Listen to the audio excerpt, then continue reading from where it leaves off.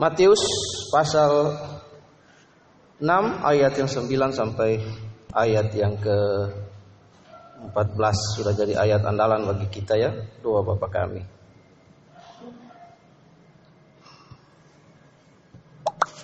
Yang sudah dapat boleh berkata amin.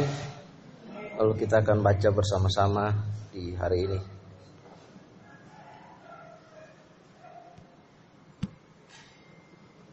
Iya. Kita baca dulu. Karena itu berdoalah demikian. Bapa kami yang di surga, dikuduskanlah namamu, datanglah kerajaanmu, jadilah kehendakmu di bumi seperti di surga. Berikanlah kami pada hari ini makanan kami yang secukupnya. Sampai di situ dulu. Ya. Dikatakan di situ, berikanlah kami pada hari ini makanan kami yang secukupnya. Shalom. Baik Bapak Ibu dan anak-anak, kita sudah melakukan pembacaan firman. Mari kita memperkarakan atau membahas hal ini lebih lanjut. Di situ dikatakan bahwa pada hari ini, berikanlah kami pada hari ini makanan kami yang secukupnya. Doa ini disebut the Lord's Prayer atau doa daripada Kristus kepada kita Gereja Perjanjian Baru. Jadi doa ini sudah komplit.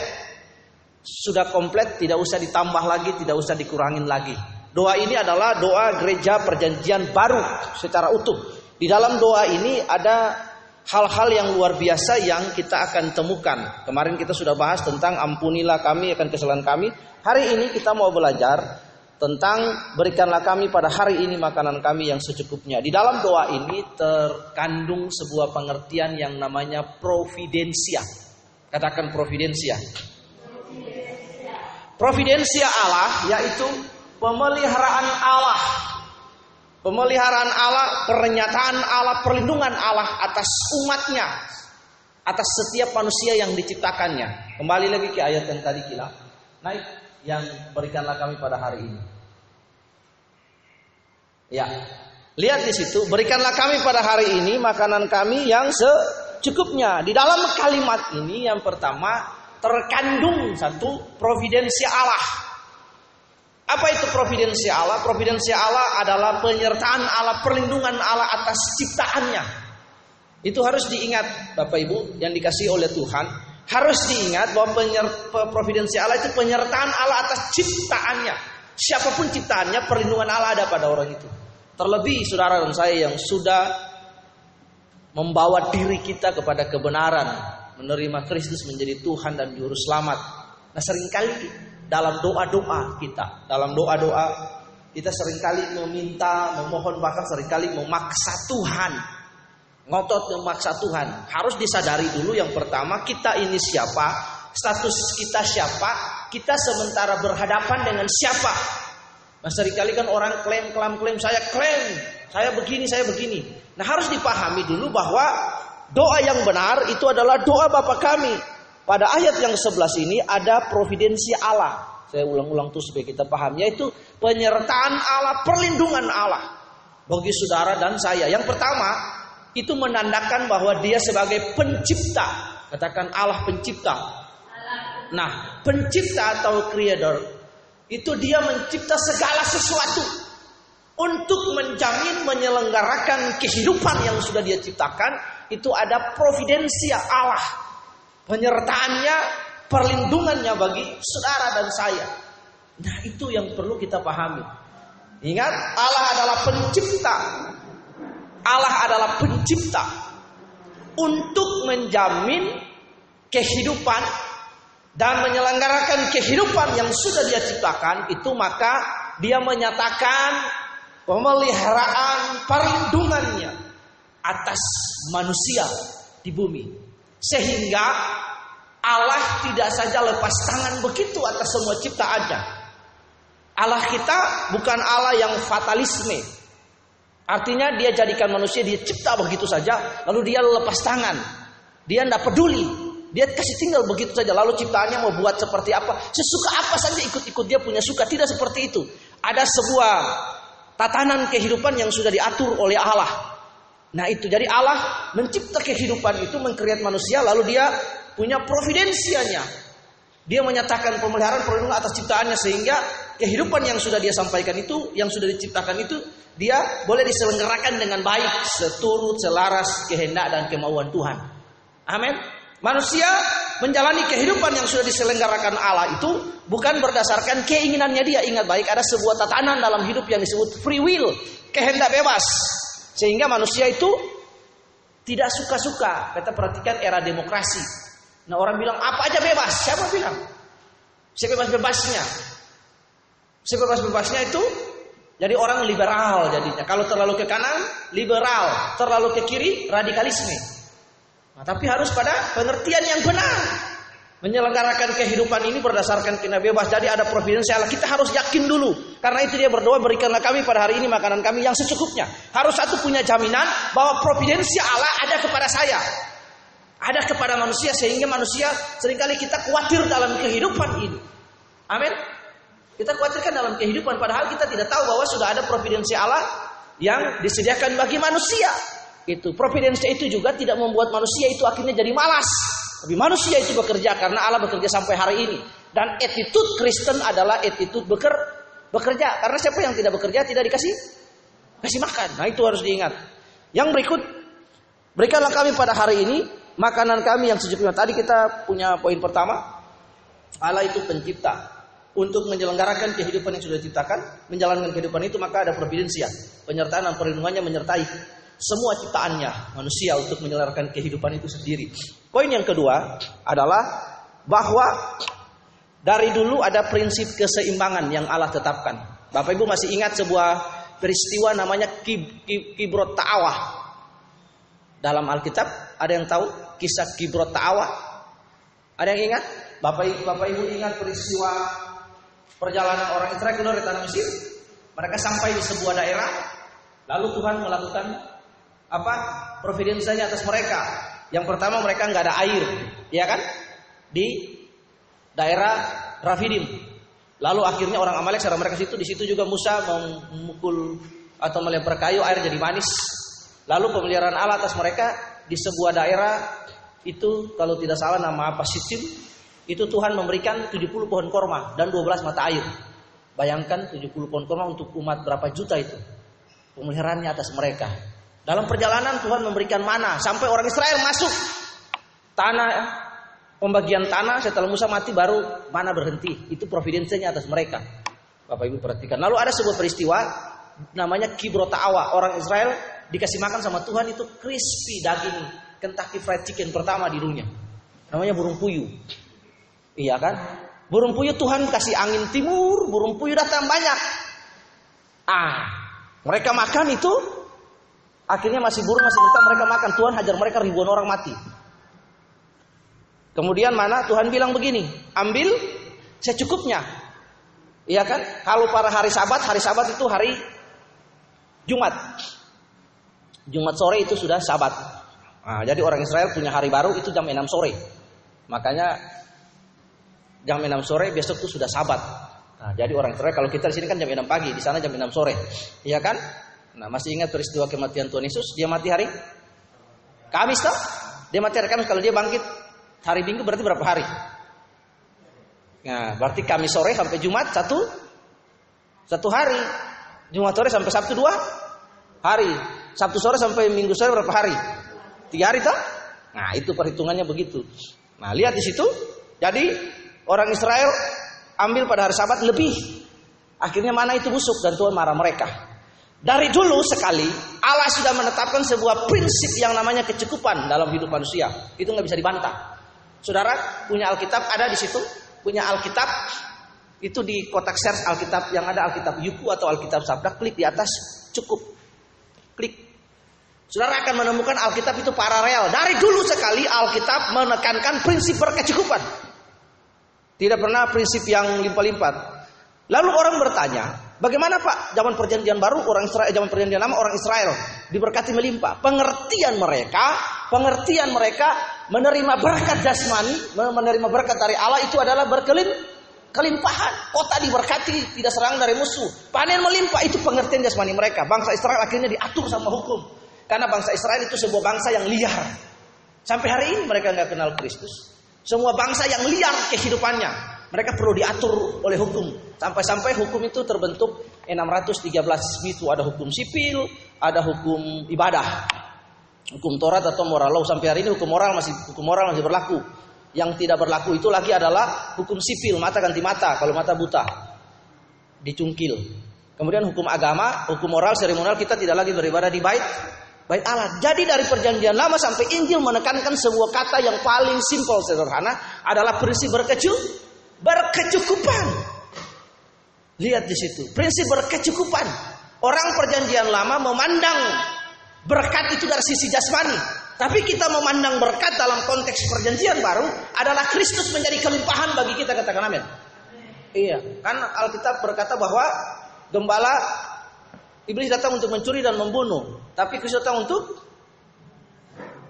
memberikan hidup dan hidup dalam berbagai. Kelimpahan yang dimaksud itu artinya Christ, cukupkanlah Kristus bagi kami, Kristus cukup bagi kami, itu sudah, tidak ada yang lain lagi. Itu yang dimaksud dengan kelimpahan. Katakan amin. Supaya dia sejajar dengan keselamatan, artinya dikembalikan kepada usaha Allah, punya usaha mengembalikan manusia kepada rancangan yang semula. Jadi pertama, Injil itu selalu menekankan prinsip kesederhanaan dari dulu. Keseimbangan itu. Dia berkata, cukupkanlah dirimu dengan, berikanlah kamu hari ini makanan yang secukupnya. Injil juga berkata, cukupkanlah dirimu. Kalau ada makan, kalau ada minum. Nah, lihat, yang menjadi salah satu musuh dari Injil itu adalah materialisme, hedonisme, kenyamanan, kemakmuran. Itu tidak pernah akan membawa manusia untuk lebih dekat kepada Allah. Katakan amin. Iya. Perhatikan baik, kehidupan Kristus yang kita teladani bukan kehidupan yang lain. Seringkali kan orang perjanjian baru kan lihat, oh iya dia diberkati. Saya mau kasih tahu satu hal, Bapak Ibu dengar baik. Ukuran kerohanian seseorang tidak ditentukan dari fisik dan jasmaninya dia. Kalau dia kaya itu pasti dia diberkati, siapa bilang? Kalau dia miskin itu pasti dia kena kutuk, siapa bilang? Jadi ukuran rohani seseorang tidak ditentukan dari ukuran jasmani. Itu harus diingat, Bapak Ibu. Bukan karena dia orang kaya lalu nanti dia masuk surga. Tidak juga, bukan karena dia orang miskin lalu nanti dia dapat gratis masuk surga, siapa bilang? Nah, itu kita harus punya bangun konsep pengertian yang benar. Jadi di sini dikatakan yang poin kedua, Injil menekankan prinsip yang namanya secukupnya. Ternyata keserakahan itu membuat manusia sehingga lupa diri, kemaruk, serakah, keinginan. Secukupnya ini juga berkaitan dengan keinginan. Kehendak Allah bagi kita adalah secukupnya. Lalu ada ayat lain yang berkata, bagaimana Pak? Tuhan juga menghendaki kita kaya? Iya. Tuhan menghendaki kalau kita bekerja. Tuhan menghendaki kita kaya bukan lalu kita kaya lalu kita tengking. Saya terima kekayaan dari utara, timur, barat, dan selatan masuk dalam hidup saya, enggak.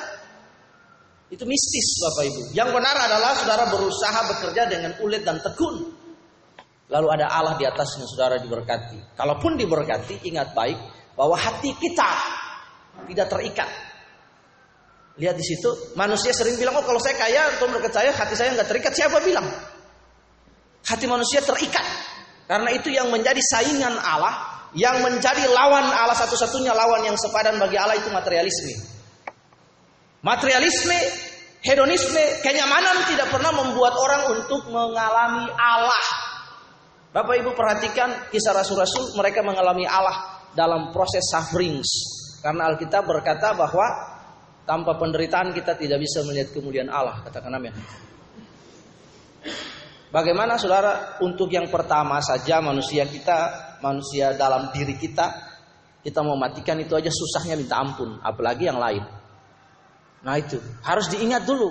Jadi Injil sepadan karena itu bahwa sederhana, kehidupan yang sederhana, kehidupan yang berkecukupan itu tidak memalukan sama sekali. Karena itu teladan daripada Tuhan Yesus. Paulus mencukupkan dirinya yang ada. Dia katakan supaya saudara bisa cari kata cukupkan di situ, klik di kotak search di Alkitab. Di situ dikatakan dia mencukupkan dirinya supaya kecukupan dia mencukupi juga kekurangan orang lain dan kekurangan dia dicukupkan oleh kelebihan orang lain, itu harus dipahami. Nah, inilah konsep doa yang benar, inilah konsep pengertian tentang cukupkanlah, berikanlah kami pada hari ini makanan kami yang secukupnya. Nah, itu dipahami. Jadi Alkitab itu paralel. Alkitab tidak pernah kontra dengan yang lain. Ini doa yang harus kita ikutin. Ini doa Bapa kami. Doa yang datang dari pengertian yang benar yang diajarkan oleh Kristus sendiri. Lihat. Bapak Ibu perhatikan. Kesederhanaan dan kecukupan itu tidak memalukan sama sekali dalam menjalani kehidupan Kristen. Cukupkanlah dirimu dengan apa yang ada padamu. Karena orang yang mau cepat kaya akhirnya berupa-rupa, akhirnya bertengkar, akhirnya cari dan lain sebagaimana yang tidak sesuai dengan Injil. Uang tidak boleh ada di hati. Uang ada di dompet. Amin. Iya, kalau uang di dompet keluar gampang. Asli.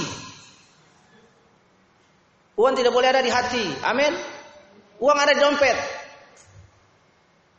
Saya punya pengalaman hidup. Kalau uang ada di saku saya itu sudah 2 juta, 1 juta, 3 juta habis. Kalau Roh Kudus dorong kasih orang hari itu juga habis. Ini tidak bohong. Iya. Hari ini kita pribadi saya memberkati salah satu panti asuhan Nahdlatul Ulama di Situbondo, Bondowoso. Baru saya terakhir kemarin. Muslim sahabat kita. Nah, nanti saya mau main ke sana panti asuhan di Darul Huda pada Darussalam di Situbondo, Bondowoso. Bapak Ibu lihat. Saya sendiri dalam kekurangan tapi saya mau belajar. Mencukupkan diri dengan apa yang ada. Jadi uang itu disimpan di hati apa di dompet?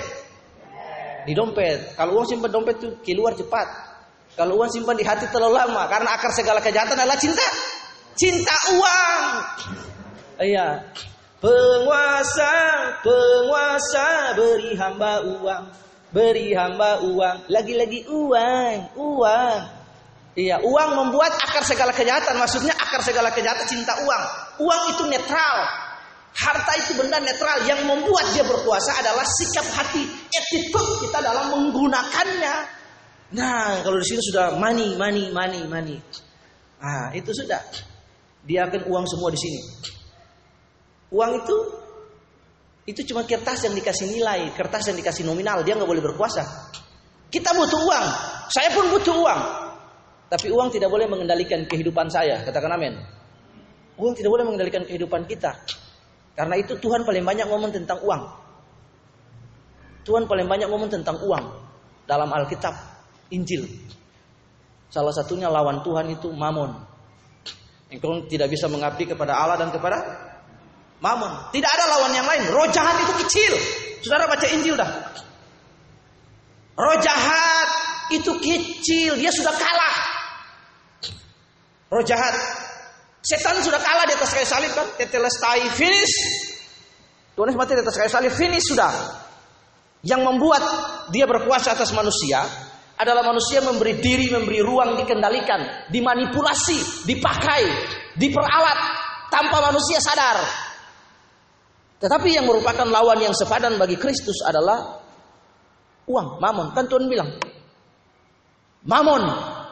Tidak ada yang sepadan dengan Tuhan memang. Iya dan pasti, saya ralat, tidak ada yang sepadan dengan Tuhan. Divinitasnya melebihi apapun. Tapi lawan Tuhan. Yang menyeret manusia untuk terpikat adalah materialisme. Perhatikan Bapak Ibu, Tuhan Yesus itu menolak kelimpahan kekayaan ditawarkan iblis. Perhatikan, Injil dimulai dengan kesadaran bahwa kecukupan kita dipenuhi oleh Allah. Pembukaan Injil. Pembukaan Injil itu pertama ada deklarasi Injil. Deklarasi Injil bahwa since the day Christ Jesus preached the gospel, repent because the kingdom of God is near. Nah, setelah itu ada pengajaran yang berikut tentang hidup, tentang perut, pencobaan di padang gurun. Pencobaan yang pertama urusan makan. Urusan makan kan? Nah, setan bilang, Tuhan, engkau dapat merubah batu-batu ini jadi roti, ukuran makan. Iblis Cuman bilang, Tuhan engkau dapat, engkau punya kuasa. Bisa engkau buat batu onda. Supaya Tuhan Yesus, iblis ajar Tuhan Yesus supaya menggunakan abuse of power. Penggunaan kuasanya, otoritasnya untuk mencipta batu. Padahal enggak seperti itu. Dia enggak harus. Nah orang Kristen itu kadang-kadang seperti itu. Kita orang Kristen kan, kita punya otoritas. Iya, perintahkan. Orang gereja karismatik berkat dari utara, timur, barat, selatan. Bahkan yang parahnya pakai doa Yabes. Bapak Ibu saya kasih tahu doa Yabes ya, yang benar. Alkitab perjanjian lama itu beda dengan perjanjian baru. Umat perjanjian baru, perjanjian lama itu tidak bisa dikenakan, kehidupan umat perjanjian lama tidak bisa dikenakan kepada umat perjanjian baru. Tidak bisa. Nah, sekarang kembali ke doa Yabes dalam Tawarik itu, 2 Tawarik pasal 4 ayat 9 itu. Yabes berseru. Nah, kan orang sekarang kan klaim doa Yabes, klaim. Memangnya asuransi, ya kan? Ya, klaim. Kayak klaim doa Yabes. Ya kan? Perluaslah daerahku. Terus tanah kan? Hari ini tanah di Indonesia semua punya sertifikat loh. Lu mau rampok tanah siapa? Suruh Tuhan kasih. Kalau beli iya. Iya kan? Semua tanah di Indonesia pakai logika dulu ya, nanti rohani.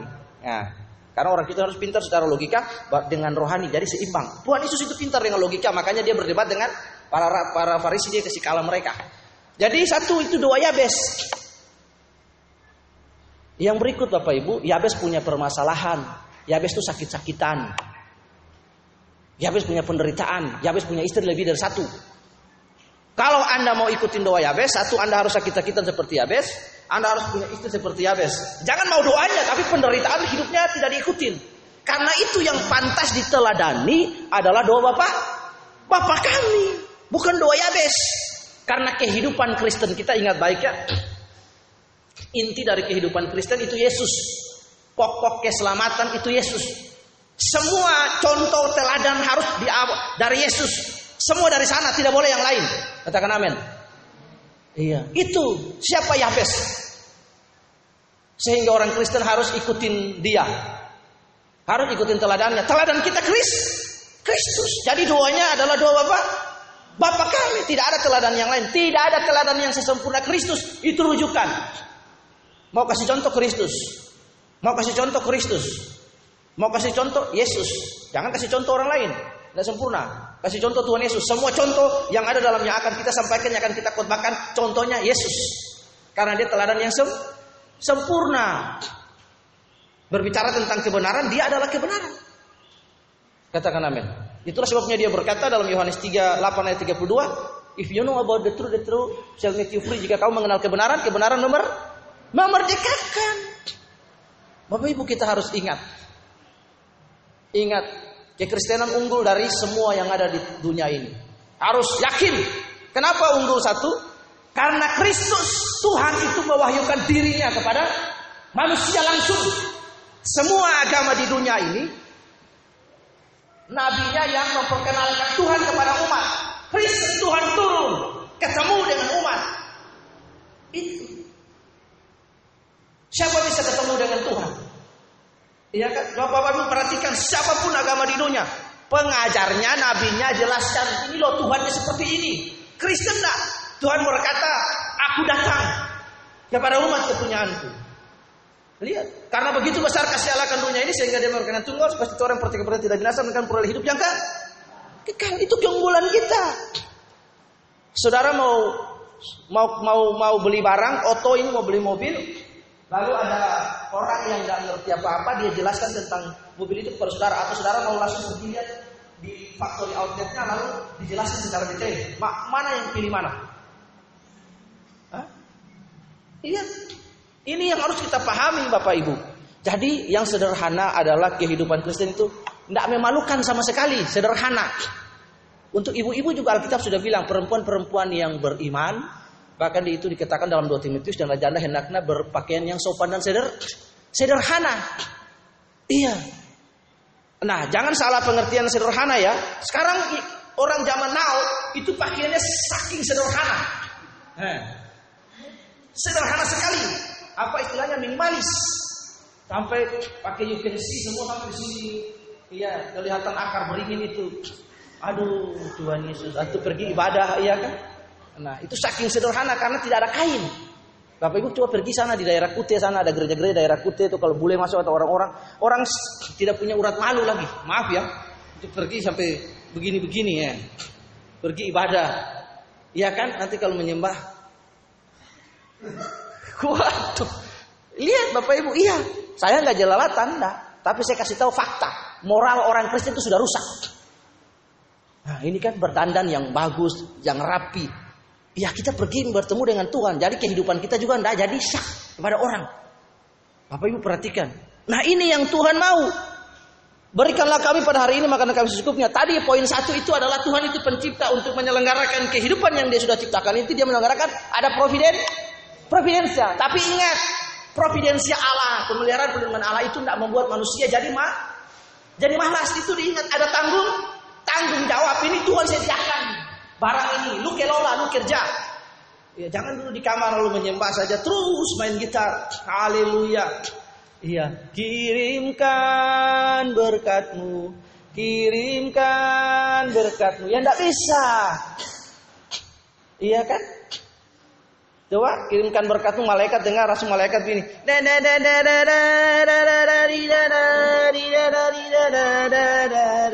Malaikat bilang, "Enggak." Iya. Amin. Providensi Allah itu pemeliharaan Allah atas manusia untuk menjamin ciptaannya atas kehidupan manusia itu, maka diberikan providensi penyertaan sudah ada. Ini loh pekerjaan sudah ada. Ya toh? Lalu Tuhan bilang bekerja, gunakan talenta, pekerjaan dan lain apa aja lakukan untuk menghasilkan uang. Amin. Saudara tidak bisa tinggi-tinggi dalam nama Tuhan Yesus. Memang kita harus berdoa, iya. Tapi kita harus berperspektif yang benar. Tangan Yesus. Saya perintahkan, iya kan? Datang, pakai cara saya perintahkan. Saya, iya. Waktu kalau saya bilang gitu, saya lihat kowe sopo, iya gitu loh. Kamu siapa? Jongos. Kita memang hamba Allah, pelayan Allah. Kita suruh Tuhan yang Maha Kuasa, yang hebat, yang dahsyat, luar biasa, pencipta juru selamat. Suruh dia begini, suruh dia. Orang kita seringkali kan menjadikan Tuhan jongos kan. Apalagi orang karismatik. Saya perintahkan, saya suruh, saya pindahkan. Waduh, saya balikan keadaan. Apa yang balikan keadaan? Nah, itu kita harus benar. Poin yang kedua, bahwa Injil selaras dengan doa Bapa kami sederhana. Sudah ada kisah jauh sebelumnya bahwa Tuhan menginginkan kecukupan dan kesederhanaan. Kesederhanaan itu sangat tidak memalukan. Kehidupan Kristen adalah kehidupan yang simpel. Amin. Iya, apa kalau saudara pergi gereja, kalau gereja-gereja Indonesia Timur kan begitu. Ya bersama saja orang Kupang, orang Alor, orang NTT, orang Ambon, orang Manado pergi itu harus gaya rapi di gereja nanti. Tapi di gereja dia lihat tetangganya dia pakai emas. Iya, kan dia bilang, tetangga saya pakai emas, pakai anting, Pak kalungnya baru Pak. Akhirnya pulang, suruh laki beli. Akhirnya laki kerja keras bantu tulang cari bantu. Iya, amin. Ada sebuah ilustrasi, Bapak Ibu, ilustrasinya begini. Ilustrasinya adalah ada suami istri berkumpul, mereka tinggal di Perumnas, daerah BTN kan. Tetangganya hari pertama beli kulkas, hari kedua tetangga beli karaoke, habis tetangga beli motor baru, pokoknya rumah baru dia beli barang semua, barang bagus-bagus. Tuh yang di sebelahnya dia lihat, dia makan hati kan. Suaminya pulang, Pak, tuh loh Pak. Suaminya beli dia ini loh, ini. Tiap hari, setiap suaminya pulang kerja dia ngomong terus, Pak suaminya beli kulkas loh Pak. Kapan kita beli? Pak suaminya beli ini loh, suaminya beli ini. Akhirnya apa? Pada hari terakhir suaminya pulang kerja lagi capek, dia bilang, Pak, baru beli motor baru, kita nggak ada motor, nggak bisa jalan-jalan. Motor satu Papa pakai kerja, hari Minggu kita jalan-jalan. Akhirnya suaminya bilang begini, Ma tunggu Ma, Papa punya proyek nanti pecah Ma, kita bisa beli semua barang. Wih istri senang. Oh apa? Proyeknya apa Pak? Iya. Nanti kok mata pecah deh, kok mulut pecah baru. Iya. Maksudnya mata pecah itu karena dia lihat terus tetangganya dia nggak puas toh, mulutnya pecah karena mulutnya ngoceh ke suaminya. Nah kita harus ingat, ternyata Injil itu sederhana. Timotius memberikan arahan kepada ibu-ibu janda-janda begini, bahwa wanita-wanita yang tua yang sederhana, janda-janda haruslah hidup terhormat, berpakaian yang sederhana. Alkitab sudah bilang, cari baca. Rambutnya jangan dikepang-kepang, dimerah-merahin. Iya, kalau rambut sudah putih enggak usah pakai semir. Itu mahkota orang? Mahkota orang? Orang tua bersyukur. Mahkota orang? Orang tua. Saya disarankan untuk semir rambut. Saya bilang, apa semir rambut? Itu tanda bahwa Tuhan berkat saya. Mahkota orang tua. Amin. Jangan semir rambut. Ya sudah, Tuhan sudah ciptakan asli. Amin. Nah, ada orang alisnya sudah begini kan? Iya, dia tidak puas. Dia tidak cukupkan diri. Dia tidak cukup. Alisnya memang sudah cukup begini.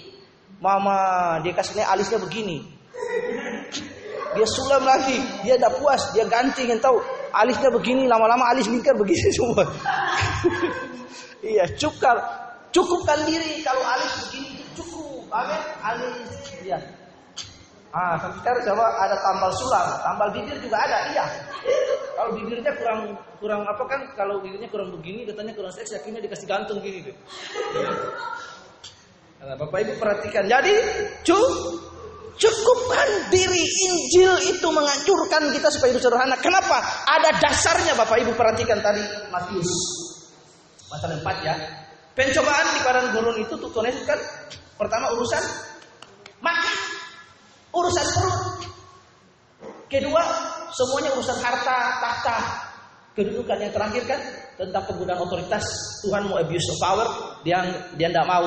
Terus mau sembah semua harta dia kasih. Iblis bilang begini, perhatikan. Iblis perhatikan kata ini. Ini baik sekali Bapak Ibu dengar.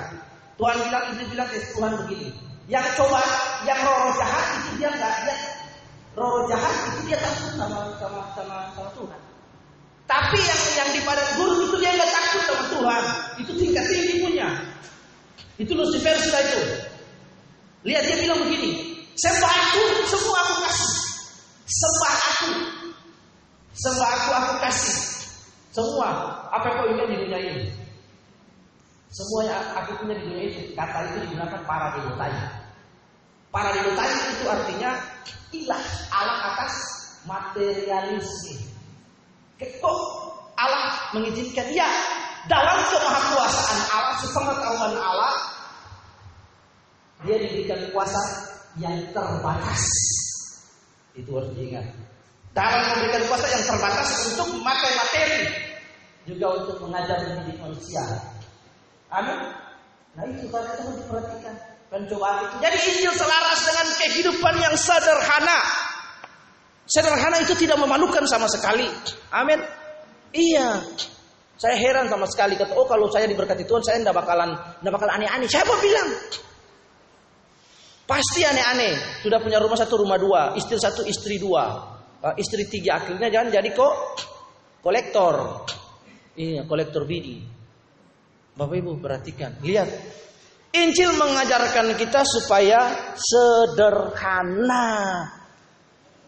Bahkan Bapak Ibu perhatikan contoh lagu itu. Serigala ada lubangnya, burung di udara ada sarang, tapi Yesus tidak punya tempat untuk meletakkan kepalanya. Ternyata perhatikan, dari ayat itu, lagu itu, ternyata binatang punya rasa nyaman lebih tinggi dari Tuhan. Binatang punya sarang loh, punya lubang, punya liang, burung punya sarang, punya tempat. Yesus tidak punya tempat. Tapi itu dia hidupnya luar biasa sekali. Amin. Sekarang yang kita mau, kalau kita percaya Yesus, lalu rujukan siapa yang kita ikutin? Sekarang kita Yesus kita percaya, tapi contoh orang lain kita ikutin. Ya nggak bisa Bapak Ibu. Yesus, katakan amin. Kalau kita bilang kita percaya Yesus, berarti teladannya Yesus, semua Yesus. Iya. Ini yang harus kita pahami. Kenapa? Karena kelimpahan itu terbukti dalam perjanjian lama membawa Israel jatuh ke dalam keberdosaan. Harus diingat itu. Karena itu Alkitab berkata umatku binasa karena they have the knowledge of God. Tidak punya pengenalan akan Allah. Doa Bapa kami ini sungguh luar biasa. Lihat di situ, karena yang merupakan kelimpahan dari perjanjian baru bagi umat, bagi saudara dan saya adalah Kristus. Katakan amin. Cukupkanlah Kristus dalam hidup kita. Iya. Cukupkanlah dirimu dengan apa yang ada padamu. Iya. Amin. Cukup, semuanya cukup. Dengan demikian kita tahu rasa bersyukur kepada Allah. Dengan demikian ayat ini menghindari kita dari keserakahan. Dengan demikian ayat ini memberikan pengertian kita kepada untuk bergantung kepada Allah. Dengan demikian ayat ini mendorong kita untuk memperoleh providensi Allah, bahwa Allah kita bukan Allah yang fatalisme, tapi Allah yang menjamin kehidupan kita. Di mana kita harus bekerja untuk memenuhi tanggung jawab Kristen kita. Attitude Kristen adalah bekerja. Itu yang harus kita hidupi. Jadi ini doa Bapa kami yang kita hidupi, berikanlah kami pada hari ini makan secukupnya, makanan yang secukupnya. Kehidupan manusia satu itu. Dalam doa yang lengkap ini pun ada untuk meneruskan kesinambungan kehidupan manusia. Satu, dia harus memenuhi kehidupan dasarnya. Katakan amin. Sampai dalam doa ini pun Tuhan, lihat dalam doa yang diajarkan Tuhan, ada kehidupan dasar manusia yang harus dipenuhi, yaitu makan dan minum. Tapi makan dan minum pun lihat di situ dengan hal yang sederhana. Karena perjanjian lama sudah memberitahu kepada kita orang makan dan minum makanya lupa daratan. Amsal pun sendiri berkata, jika kamu rakus taruh pisau di leher. Lihat, ini Injil ajar kepada kita supaya kita makan dan kita bersyukur. Berikanlah kami pada hari ini makan kami yang secukupnya. Ayat ini juga supaya mengajarkan kita menghargai berkat Tuhan. Katakan amin. Makanya saya kadang-kadang lihat itu saya jengkel juga. Anak-anak di sini kalian harus ingat baik-baik ya, kalian tidak bekerja loh. Tidak tanam sawah padi di sana, kalian tidak tanam. Orang banting tulang itu cangkul pakai kerbau, pakai mesin itu gali tanah baru tanam padi. Padi itu sudah jadi. Coba kalau kamu buang nasi satu remas begini di luar sana, lalu ada orang yang di luar sana pengemis-pengemis itu cari makan, mereka cari itu aja susah. Iya, coba kalian nanti suatu saat besar lalu bekerja untuk cari beras 1 liter aja susah. Iya, ini makan main buang-buang makanan. Karena itu makan makanan menghargai berkat Tuhan. Timba nasi itu cukup untuk diri sendiri, rasa-rasa. Jangan timba tinggi-tinggi. Habis tinggi-tinggi, habis itu makan tidak habis lalu buang di tempat sampah sana. Iya toh? Nah ini, saya punya bapak angkat itu Pak Daniel Alexander, kalau lihat orang makan lalu buang nasi di tempat sampah, dia panggil, dia suruh angkat. Yang sudah taruh di tempat wastafel, tempat cuci piring, angkat lu makan. Lihat tuh kemarin ada kelaparan besar di Yahukimo, banyak orang busung lapar. Saudara di sini buang-buang berkat Tuhan, makan lalu nasi yang masih banyak-banyak dibuang. Padahal tidak belajar untuk kerja. Coba kamu bayangkan sendiri, lihat petani itu nanam padi. Karena itu kalau timba makan tidak ada orang larang untuk makan. Habis nasi tanpa nasi itu tidak apa-apa. Yang penting lu bisa makan. Iya toh? Tidak ada yang larang. Makan sekarang sedikit dulu. Nah ini nanti kalau kurang lagi baru tambah. Jadi rasa-rasa sehingga di situ ada kita bersyukur secukupnya, menghindari kita dari kerakusan. Lihat. Nah, ada orang di Ambon satu. Dia tuh tukang pergi makan di pesta. Dan makan pesta dari jauh dia lihat, wih, ayam mantap, ayam kecap itu. Tapi pas di situ dibuat ayam kecap itu ada, tahu lengkuas ya? Apa lengkuas tuh besar begini. Lengkuas itu besar begini, tidak dipotong, tapi dia sudah bentuk seperti ayam. Tahu lengkuas tuh? Dikasih dikasih kecap, ada bawang putih, bawang itu tempel di situ sama tomat di lengkuas itu. Dia makan terus dia pas dia makan dia ambil lengkuas itu, dia taruh.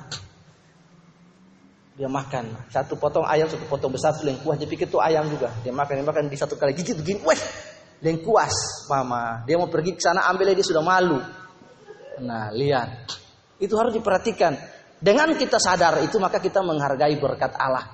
Sebenarnya hal-hal yang Injil itu mengajarkan kita hal-hal yang sederhana. Manusia itu Bapak Ibu perhatikan dari doa Bapak kami ini. Amin. Iya.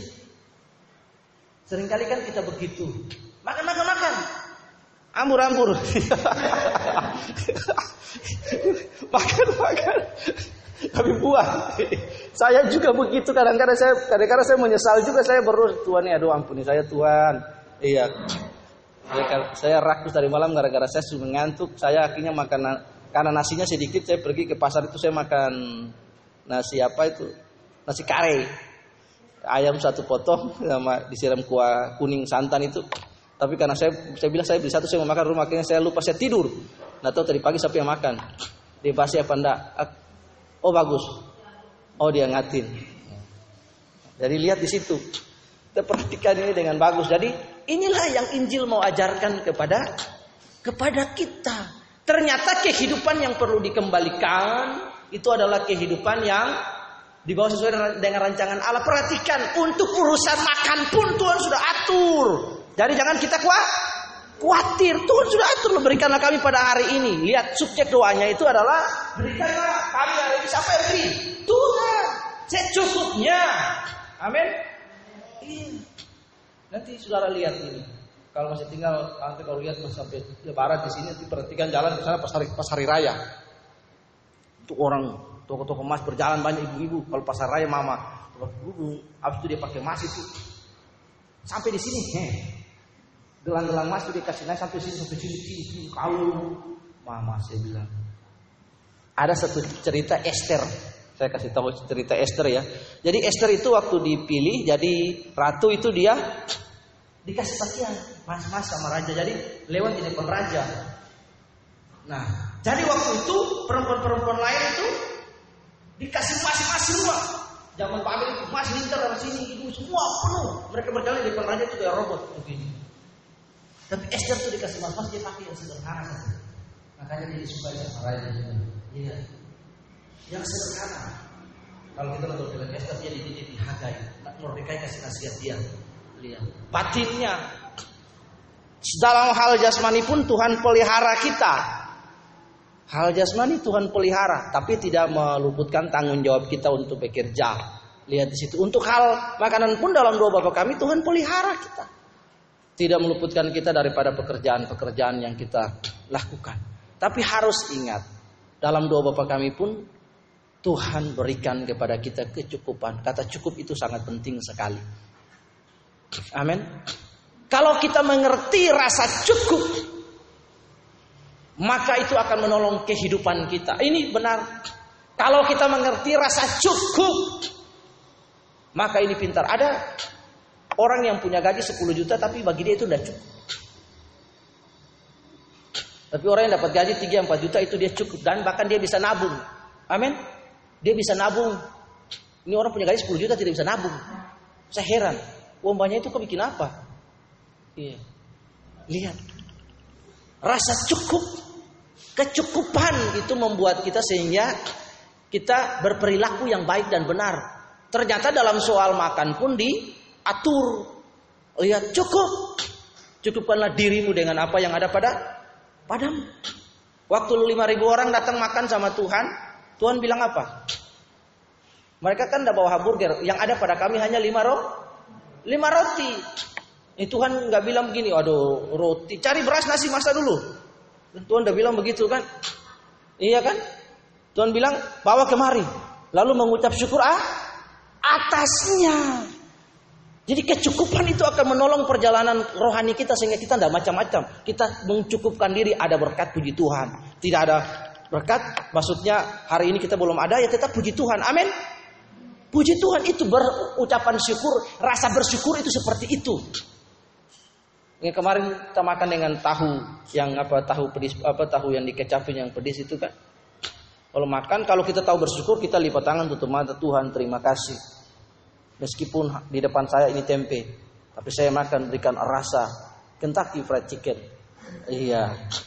Ya, darah makan tempe, saudara pegang makan, amin. Amin. Contoh Daniel dan teman-temannya, iya kan? Mereka dikasih makan apa? Sayur saja, istilah sayur kangkung. Makan sayur kangkung tapi gemuk-gemuk toh? Iya, yang lain Alkitab bilang ternyata perawakan Daniel, Sadrak, Mesak, Abednego gemuk-gemuk tidak. Makan sayur gondo, sayur genjer-genjer. Iya kan, sayur-sayur daun-daunan tapi sehat dia, gemuk. Dia yang makan makanan raja, makan makanan ayam, unggas, babi semua. Lihat, tapi semua keluar ke bawah. Tidak ada manfaat buat tubuh. Ini sayur nih buat mereka sehat, amin. Ternyata mereka makan sayur vegetarian juga itu menolong mereka waktu itu. Iya, Bapak Ibu lihat. Jadi kecukupan itu menolong kita. Kecukupan itu menolong kita sehingga di dalam pengiringan kita kepada Allah hanya Tuhan. Iya, ada berkat puji Tuhan, belum ada nanti tetap puji Tuhan. Amin. Bersyukur dengan apa yang ada. Makanya lagu itu tuh bagus, sekalipun bukan orang Kristen yang nyanyi lah. Yang nyanyi ya. Ada yang tahu lagunya? Syukuri apa adanya, hidup adalah anugerah. Apa lagi?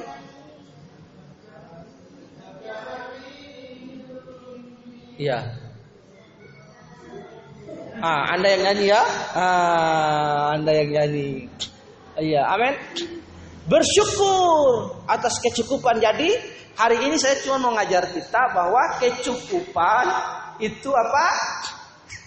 Kecukupan itu indah.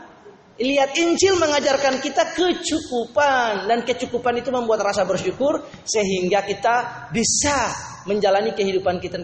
Dengan ayat ini juga bahwa Tuhan mau kita tidak memusingkan diri dengan soal makanan, tapi soal Yesus, soal dirubah, soal menjadi seperti Dia. Nah, itu soal langit baru dan bumi yang baru akan datang. Itu yang kita persoalkan, bukan soal makanan. Amin. Itu ayat ini itu maksudnya begitu, menolong kita supaya kita punya tujuan itu Yesus. Lihat, manusia, Tuhan tuh berurusan dengan dosa manusia. Sejak manusia jatuh dalam dosa, penebusan Yesus itu untuk mengambilkan manusia pada rancangan semula. Tuhan tidak berurusan dengan kepeng, makan dan lain-lain. Amin. Tuhan punya urusan cuma membawa manusia nih yang sudah jatuh, yang dianoia nih, otak kotor, Victor ini supaya jadi metanoia. Dicuci otak supaya jadi baru seperti Yesus. Ya, kalau kemarin masih out, masih kesurupan, ya jadi waras. Ya toh, jadi seperti Kristus. Amin. Iya, jangan kita terus nyanyi. Ubah hatiku menjadi baru. Malaikat dengar, malaikat. Iya kan? Tuhan punya urusan cuma itu saja. Membawa manusia supaya kembali ke rancangan semula. Soal makan, minum lain. Terus dia bilang cukup sudah. Amin. Kalau ada tempe cukup. Perhatikan contoh Marta dan Maria. Marta mencoba untuk mencari perkenanan Tuhan tuh.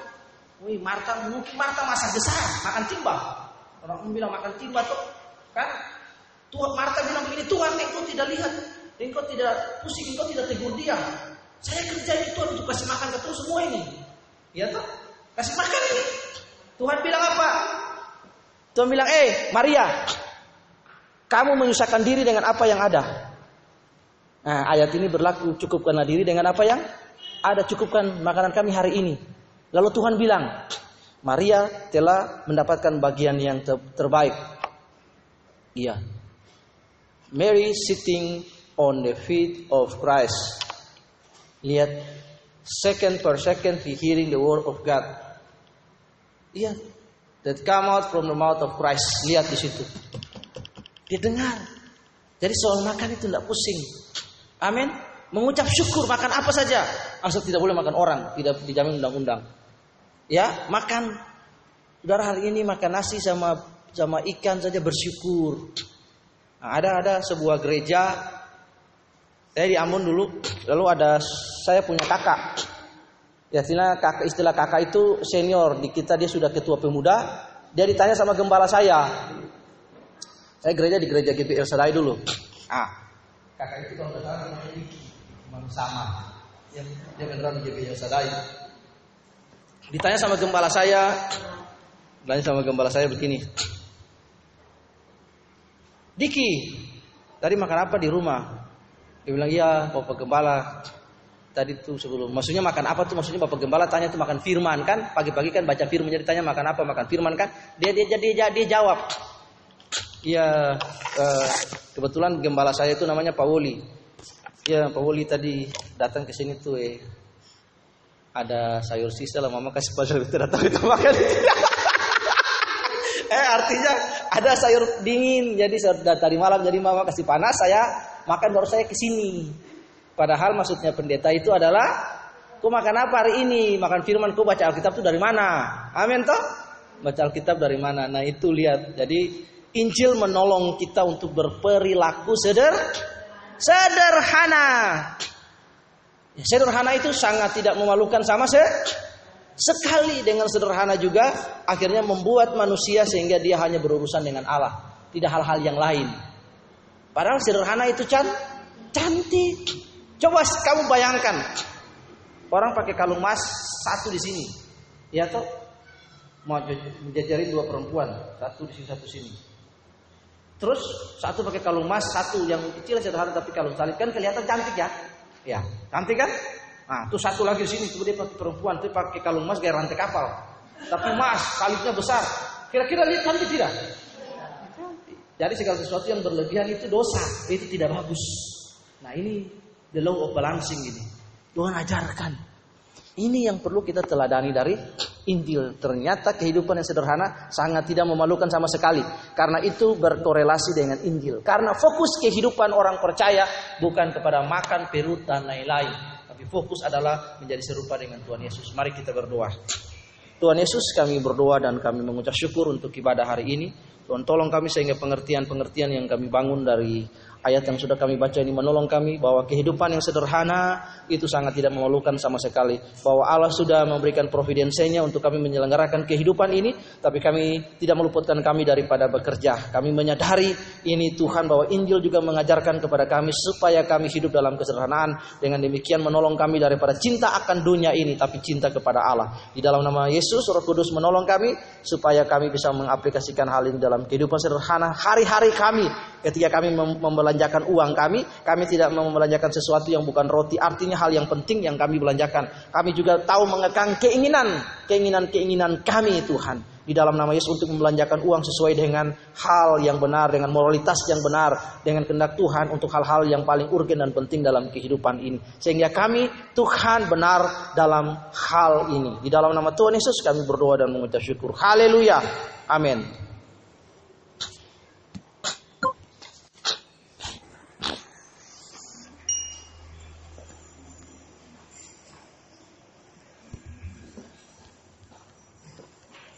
Tuhan berterima